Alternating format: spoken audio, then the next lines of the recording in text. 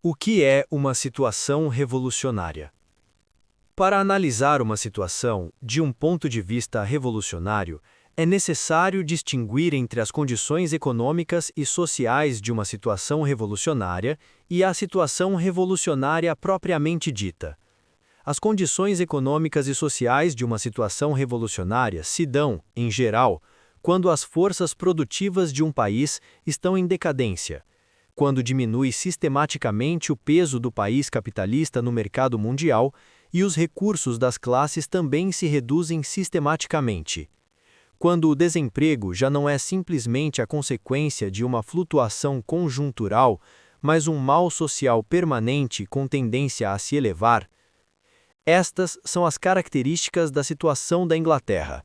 Podemos dizer que ali se dão e se aprofundam diariamente as condições econômicas e sociais de uma situação revolucionária.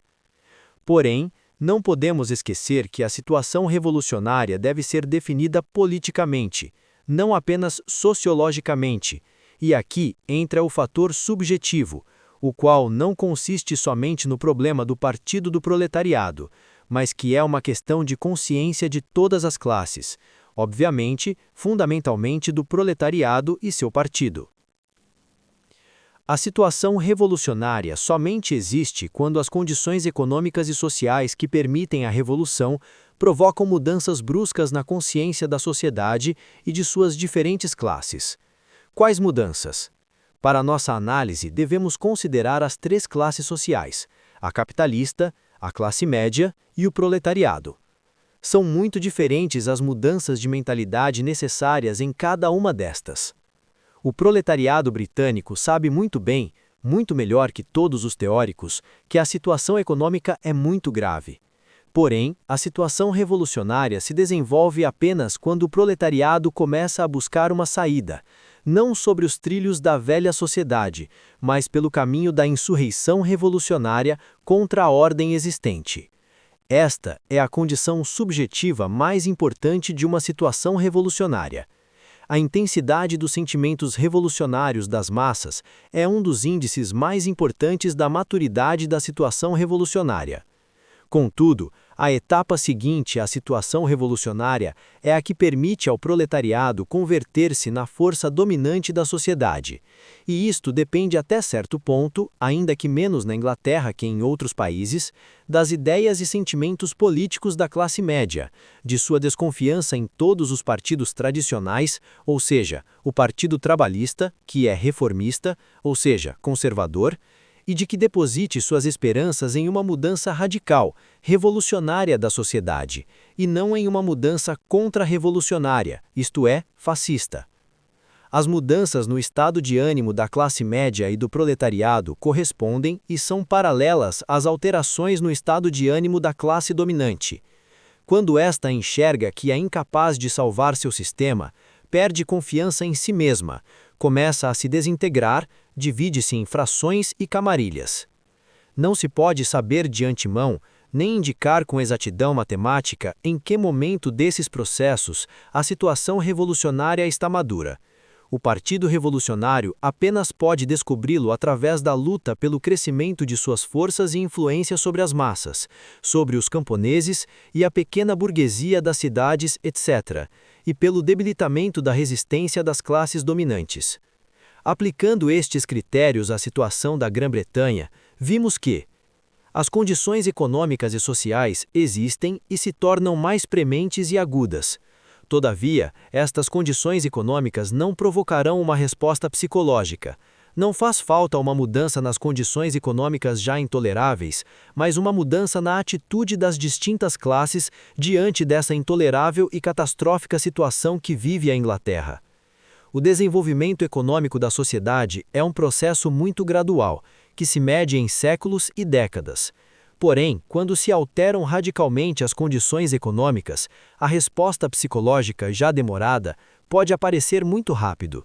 E assim, sucedendo rápida ou lentamente, essas mudanças inevitavelmente devem alterar o estado de ânimo das classes. Somente então temos uma situação revolucionária. Em termos políticos, isto significa que o proletariado deve perder sua confiança não apenas nos conservadores e nos liberais, mas também no Partido Trabalhista.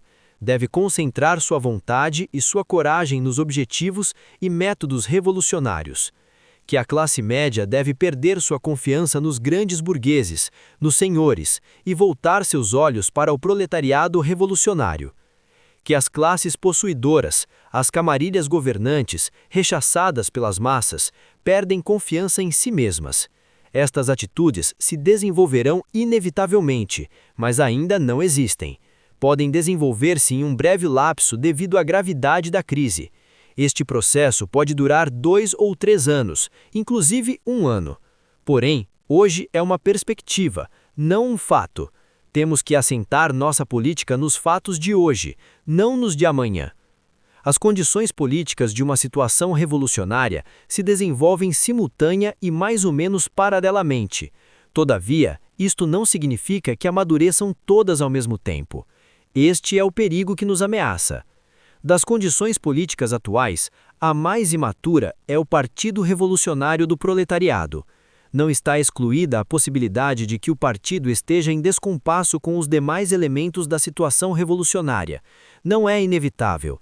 Não podemos fazer um prognóstico exato, mas aqui não se trata de problema de prognósticos, e sim de nossa atividade. Nesta conjuntura, quanto tempo necessitará o proletariado britânico para romper seus vínculos com os 3 partidos burgueses?